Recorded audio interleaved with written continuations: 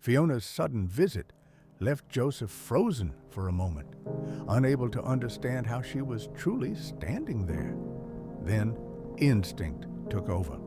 He stepped forward and hugged her tightly outside the house, holding on as if letting go would bring all the pain back at once. After a moment, Joseph invited her inside. The house was quiet, heavy with grief. As they walked through the long hallway together, Joseph finally spoke, telling her how much he had missed her, how empty everything felt without her. They reached the parlor and sat down. Joseph took a breath, his voice unsteady. "I'm sorry," he said, "for leaving London without a word. I should have—" Before he could finish, Fiona gently stopped him. "I know everything," she said softly, "and I'm so sorry for your loss. I'm here, Joseph. I wanted to be by your side in this moment." A small smile appeared on Joseph's face, despite the sadness weighing on his heart. For the first time in days, he felt a sense of comfort he thought was gone. They spoke quietly for a while, about London, about the journey, about everything and nothing at the same time. Then footsteps echoed from upstairs. Joseph's sister came down, still tired from the long night. She stopped when she saw Fiona, confusion crossing her face. Joseph stood slightly and said, "Fiona, let me introduce you. This is my sister, Veronica." They greeted each other warmly and sat together. Joseph and Fiona spoke about their time in London, sharing small moments and memories. Veronica listened closely, smiling as she imagined the life her brother had lived away from home. Before long, Fiona smiled at her and said, "You always have a place at Brown's Hotel. If you ever come to London, there will be a room waiting for you." For the first time since their father's passing, laughter filled the room. Quiet, gentle, but real. Perhaps Fiona's arrival was not just a visit. Perhaps it was the medicine this broken family needed.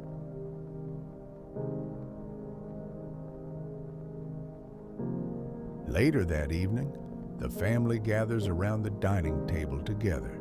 Joseph, his sister, his mother, and Fiona, now sitting among them for the first time. The table is set warmly, candles flickering softly against the walls, trying to bring light back into a house still heavy with grief. The meal is simple but meaningful. Roast duck, Joseph's favorite dish. For a moment, the familiar scent almost makes the room feel like it used to. Alive, comforting, whole. Joseph's mother watches Fiona closely, not with suspicion, but with curiosity. After a few moments, she speaks gently, asking Fiona about her family, her upbringing, and how she came to work at Brown's Hotel. Fiona answers honestly. She speaks of a smaller family, not wealthy, not powerful, but loving. She tells her story of hard work, of long days and responsibility, of earning her place step by step at the hotel. Joseph's mother listens carefully. Though Fiona's background is far from their own, she sees something far more important: strength, humility, and dedication. A quiet respect forms in her eyes. In that moment, she knows Fiona would be a good woman for her son. The conversation slowly lightens. Laughter returns, tentative at first, then more natural. They speak of lighter things, travels, small memories, and eventually the topic everyone in Europe seems to be talking about: the coronation of Queen Victoria following the passing of King William IV. Even in sorrow, the world continues to turn. Fiona laughs with them, listens, speaks, and realizes something unexpected. She does not feel like a guest. She does not feel like a stranger. She feels like she belongs.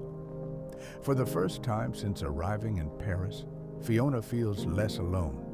And for the first time since his father's passing, Joseph feels warmth return to his home.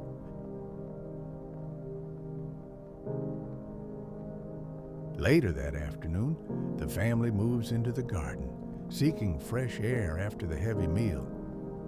The estate's garden is alive with color. Tall green trees swayed gently in the breeze, sunlight resting softly on the grass. For the first time in days, the air feels light. They sit together beneath the shade, the silence comfortable. Joseph's mother breaks it with a warm smile. "What would you both like to drink?" she asks.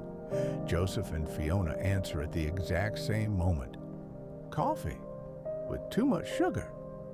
For a second, there's silence, then laughter. Genuine, surprised laughter. Joseph and Fiona look at each other, caught off guard, realizing how naturally in sync they are now. His mother laughs as well, shaking her head. "My son already gave you that habit," she says teasingly. "Too much sugar." She rises and heads inside to prepare it, leaving the two of them alone in the garden. Their conversation shifts, quieter now, more serious. "What will we do in the coming days?" Joseph asks softly. His gaze drifts across the garden, but his thoughts are elsewhere.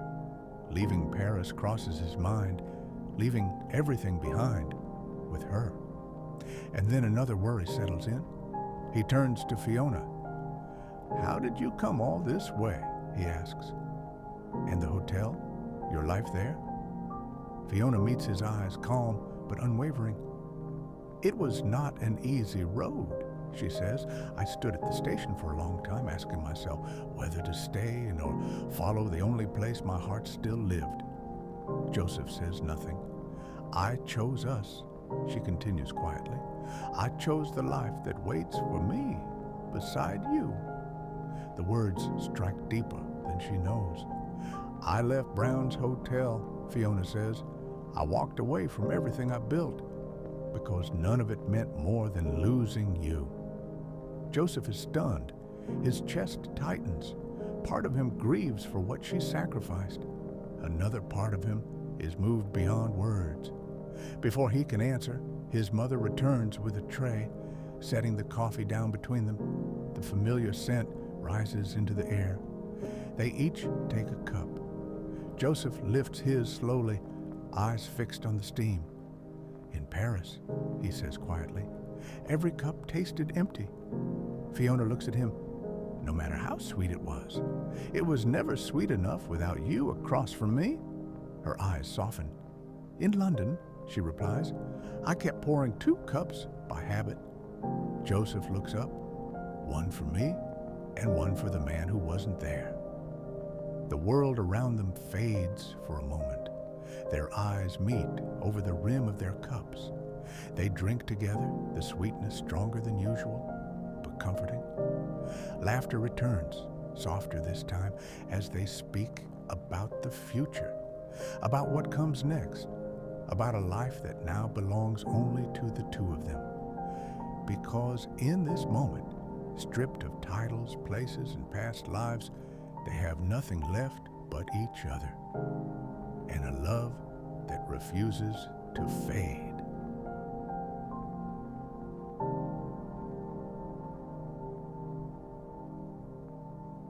That night, the house finally found a moment of peace.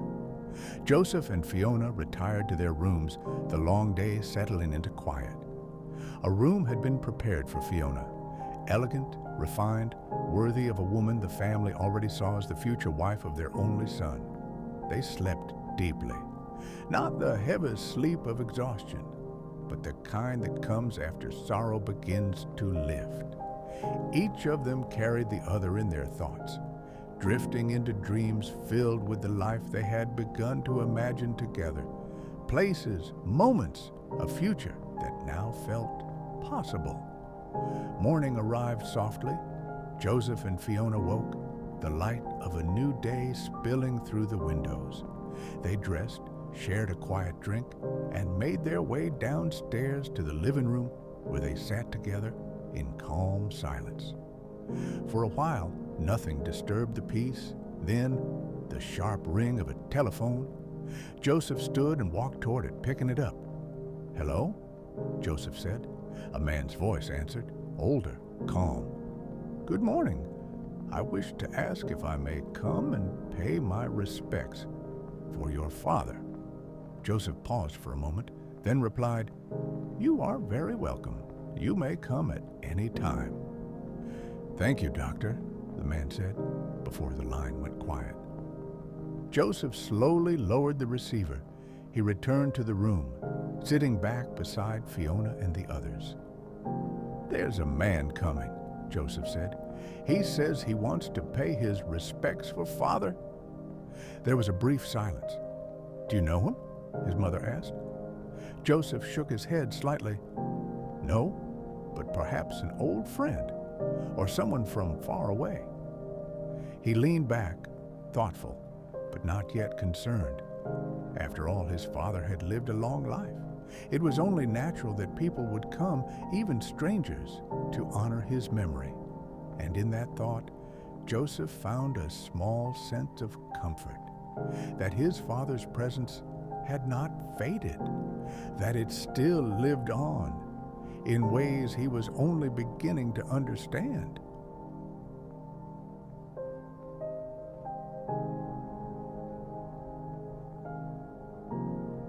Later that night, the family prepared for the visit. The house was calm, the lights soft, everything set with quiet respect. There was something different in the air, not heavy like grief, but expectant. Exactly at 9, a knock echoed through the house. Joseph looked toward the door. He knew it had to be the man who called earlier that morning. He stood and walked to open it.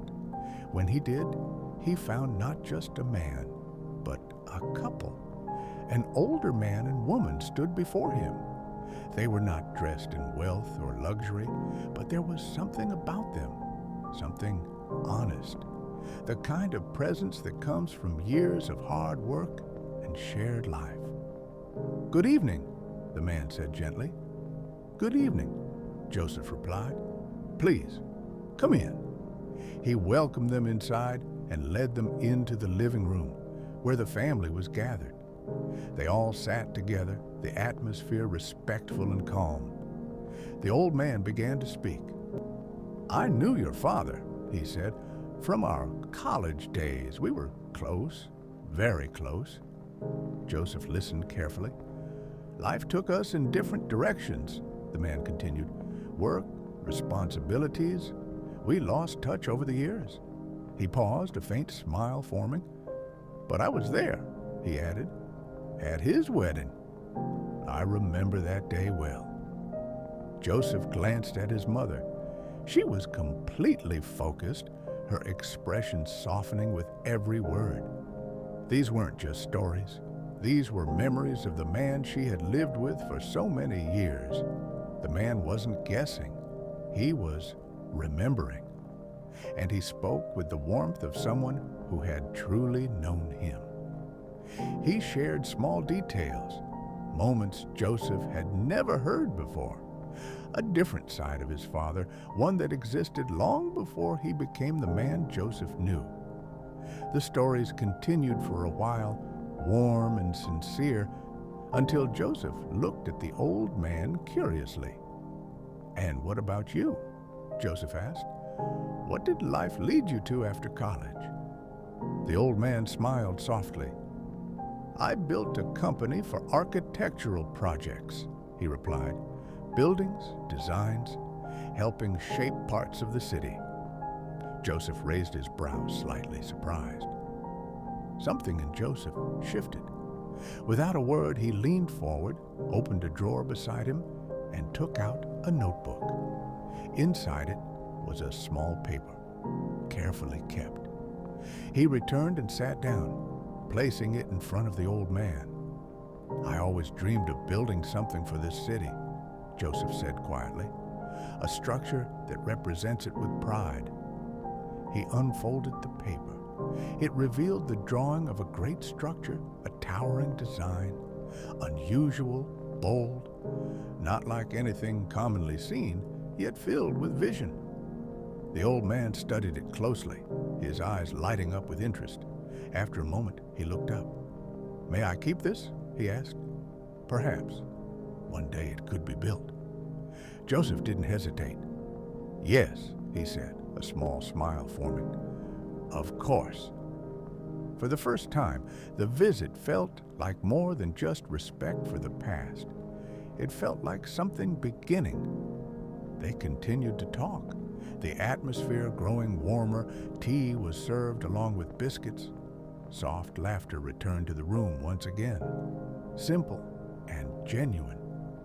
After some time, the old man and his wife stood to leave.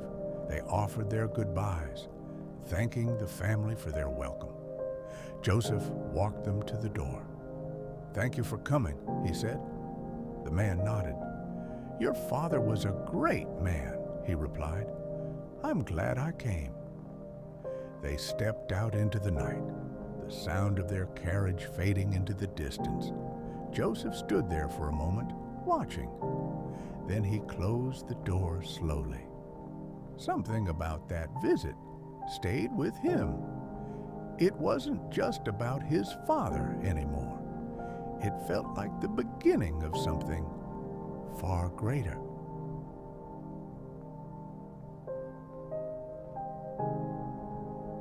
The next morning came, but it did not feel like any other day.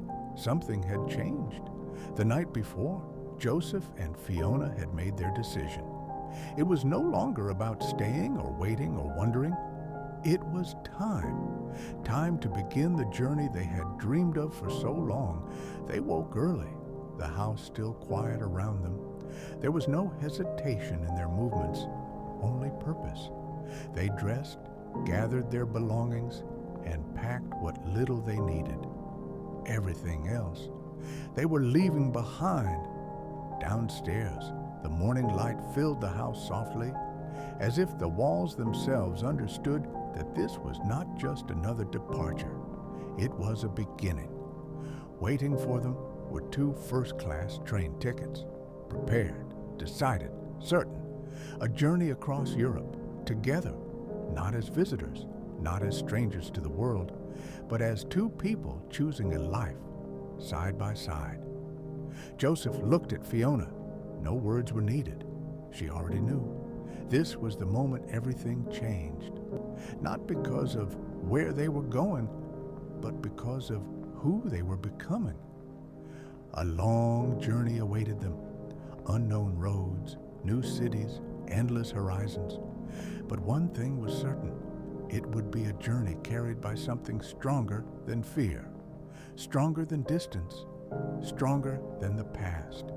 A journey carried by love, endless, unwavering, and finally shared.